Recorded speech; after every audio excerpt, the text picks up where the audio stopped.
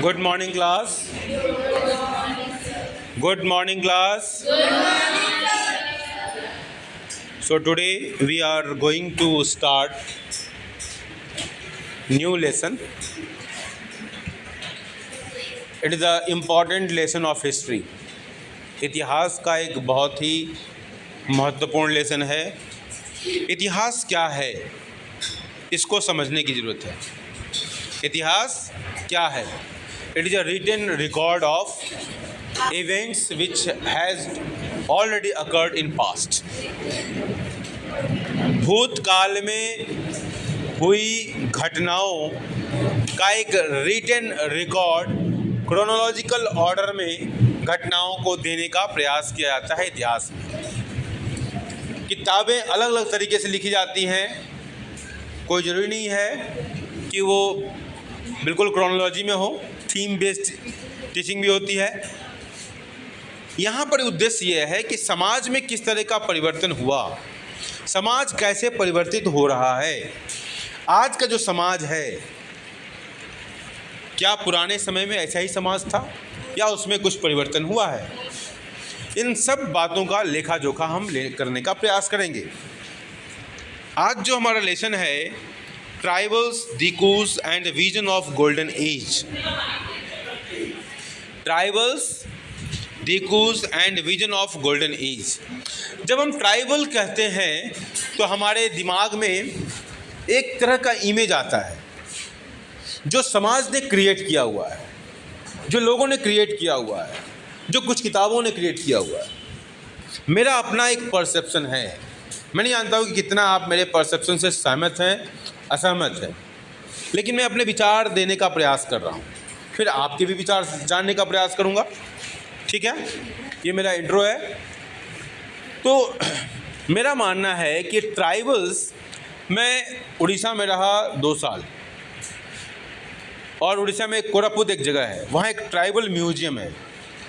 अगर आप गए हो उड़ीसा, और उस म्यूजियम में मैं जब गया तो पहले तो बहुत तरह की मन में विचार लेके जब आप कहीं जाते हो तो हर व्यक्ति, जैसे आप जूलॉजिकल गार्डन जाओ, चिड़ियाघर जिसको कहते हो ना, बॉटनिकल गार्डन, फिर जूलॉजिकल गार्डन. आप चिड़ियाघर जाओ तो अपने दिमाग में क्या रखते हो? बहुत सारे एनिमल्स मिलेंगे, बहुत सारी पक्षी मिलेंगे. एक तरह का मन में विचार लेके जाते हो ना. बोलो भाई. टेम्पल जाते हो तो एक अलग तरह का विचार, सिनेमा जाते हो तो एक अलग तरह का विचार. तो आप जहाँ भी जाते हो तो एक विचार लेकर जाते हो. करेक्ट ना? रेस्टोरेंट में जाते हो खाना खाने के लिए, तो उसमें भी अलग तरह का विचार. जाएंगे पिज्ज़ा, ये वो. अलग बात है, पिज्ज़ा मैदे का होता है, बेकार होता है, वो अलग केस है. ठीक है, नुकसान करता है. मैगी सड़े हुए आटे का बना देते हैं लोग आजकल, है ना. बाहर से में मार्केट में जो भी चीज़ें हैं, वो चीज़ें अगर आप बहुत होशियार नहीं हो, कुछ सेलेक्टेड दुकान से नहीं करते हो, तो भी आप समझ लो कि आप शिकार हो रहे हैं एडल्ट्रेशन के या पॉइजन के. चलिए खैर, तो जब मैं जब कोरापुट जा रहा था, हाँ कोरापुट, हाँ चलो कोरापुट, हाँ हिंदी में उसको कोरापुट कहते हैं, उड़िया में कोरापुट.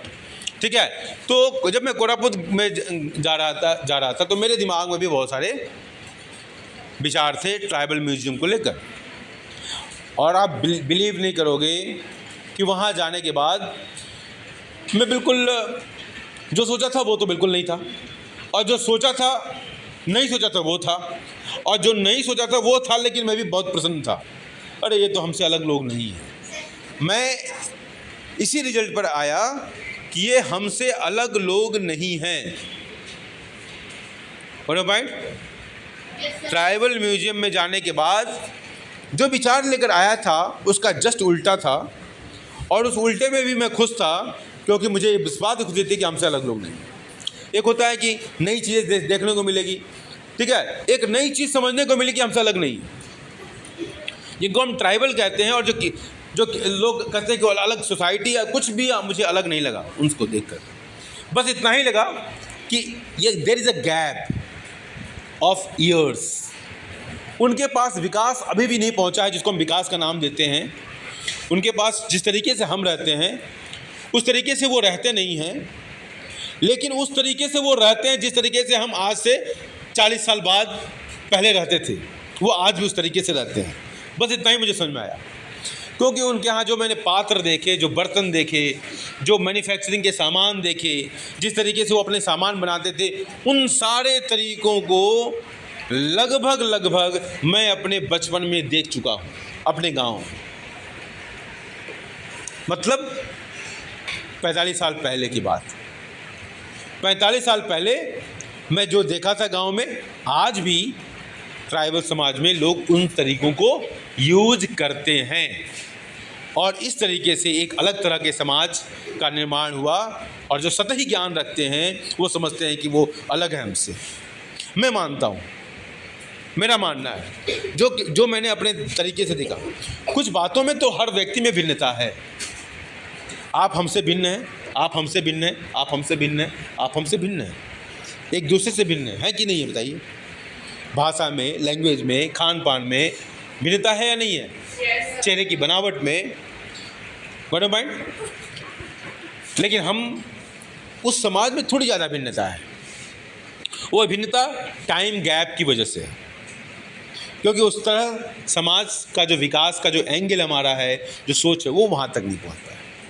फ़िलहाल इस किताब में जिस तरीके से इस बात की चर्चा की गई है, उसमें ट्राइबल को मैं जैसे सोचता हूँ कि tribals are the people who are still following the old age traditions, old age methods of living. They are nature worshipper. और जब नेचर वॉर्शिपर कह रहा हूँ, तो क्या हम आज भी नेचर वॉर्शिपर नहीं है या नहीं? बताइए। हाँ, सूरज, अभी छठ पूजा जितने लोगों ने मनाया होगा या आने वाले समय मनाएंगे, क्या नेचर का वर्षिप नहीं होता है? हम आज भी जितने पर्व त्यौहार मनाते हैं, कहीं ना कहीं नेचर का रोल उसमें है या नहीं है? बोलो भाई। ठीक है। समय से मतलब टाइम टू टाइम देरी जाए, इवॉल्व हुआ, सोसाइटी में परिवर्तन होते गए, कल्चर में मॉडिफिकेशन होता गया, सिविलाइजेशन में चेंज आ गए। लेकिन अभी भी कुछ लोग हैं जो पुराने तरीके से जीते हैं। उनके मेथड्स, उनकी काउंटिंग के सिस्टम, ठीक है, उनके खाने का पैटर्न, जिसे कहते हैं नोमैडिक लाइफ, पढ़ा है ना अभी? Nomadic life. Who are nomads? Nomads are the people who move from one place to another place in search of food and shelter. अब ट्राइबल लोगों के साथ क्या है, वहाँ भी पक्के का मकान रजिस्ट्री तो होती नहीं है। हाँ, अपार्टमेंट तो है नहीं वहाँ, अपार्टमेंट तो है नहीं फॉरेस्ट में, तो उनके अपने लेकिन सेटल्ड लाइफ स्टार्ट हो गई है। जो पहले नियोलिथिक एज में जो क्लास 6 में पढ़ा, आग का आविष्कार हुआ और लोग धीरे धीरे करके सेटल होने लगे, एक स्थान पर रुकने लगे। जब रुकने लगे तो एग्रीकल्चर करने लगे, ठीक है। तो ट्राइबल लोग भी सेटल्ड हो गए हैं, लेकिन उस तरीके से सेटल्ड नहीं है जिस तरीके से हम और आप सोचते हैं, ठीक है। इस बुक में एक बात को दर्शाने का प्रयास किया गया है कि ट्राइबल्स जो लोग हैं, लेसन का नाम दिया गया tribals, Dikus and the vision of golden age. इसमें एक्सप्लॉयटेशन पर चर्चा की गई है कि किस तरीके से ट्राइबल लोगों का एक्सप्लॉयटेशन किया गया है, और ये कोशिश किया गया है कि ट्राइबल्स का जो एक्सप्लॉयटेशन हुआ और उसकी वजह से आज हम जो देखते हैं कि वो बहुत तरह की समस्याएं जो दिखाई देती हैं, जंगलों में बहुत तरह की समस्याएं हैं, और जंगल में रहने वाले जो ट्राइबल लोग हैं उसका प्रतिकार, उसके खिलाफ आवाज़ अलग तरीके से उठाते हैं, जो कि एक्सेप्टेबल नहीं है अगर हम महात्मा गांधी के सिद्धांत पर चलते हैं तो, अगर हम भगवान बुद्ध के सिद्धांत पर चलते हैं तो, अगर हम महावीर बुद्ध को फॉलो करते हैं तो, ठीक है। उन सब चीज़ों को अगर हम उस तरीके से देखते हैं तो थोड़ा सा उसमें विद्रुपता नज़र आती है, थोड़ा सा परिवर्तन नज़र आता है। बड़ा पॉइंट। अब डिकूज किसके लिए कहा गया? आउटसाइडर। बहुत सही बोला आपने, आउटसाइडर के लिए, ठीक है। तो ट्राइबल्स, डिकूज मतलब आउटसाइडर। ये आउटसाइडर किसके लिए कहा गया? ये आउटसाइडर कहा गया, सेट प्रॉपर्ली, ये आउटसाइडर कहा गया जो लोग ट्राइबल्स एरिया में गए और ट्राइबल्स लोगों का एक्सप्लॉयटेशन किया। उन लोगों के प्रति ट्राइबल लोगों के मन में जो व्यवहार हुआ, जो दुर्भावना आई, जो उनसे संघर्ष हुआ, उसी संघर्ष का परिणाम है वो ये वर्ड दिकूज, बाहरी बाहरी बाहरी। क्योंकि बाहरी लोगों ने जो भी बाहर से गए कोशिश किया होता कि उनसे मिल जुल कर रहते, कोशिश किया होता कि उन कुछ अपना फ़ायदा लेते तो उनका भी फ़ायदा देते, तो ये वर्ड नहीं आता। और इस वर्ड में जो घृणा है, जो आक्रोश है, वो इस वर्ड में के बनने के पीछे है, वो नहीं होता। और आज की डेट में भी जब कोई ट्राइबल एरिया में जाता है तो कुछ लोग जो ट्राइबल लोग हैं उनको जो पुरानी बातों को याद रखे हुए हैं वो इसी नज़र से देखते हैं और उनके खिलाफ वो लड़ाई लड़ते हैं। बाहरी लोगों को इवन सरकार के खिलाफ भी बहुत तरह का काम होता है, ठीक है, बहुत तरह के आंदोलन होते हैं, बहुत तरह की बातें होती हैं। तो ये दिकूज उस दिशा में है। मतलब आप जब आगे बढ़ोगे तो ध्यान रखना होगा, महावीर स्वामी कहते थे जियो और जीने दो।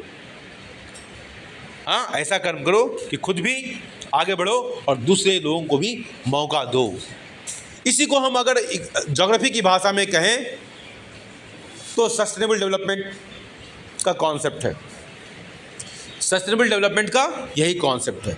सस्टेनेबल डेवलपमेंट क्या सिखाता है हमको कि रिसोर्स को हम इस तरीके से यूज करें कि not only the present generation but also the needs of the future generation is fulfilled.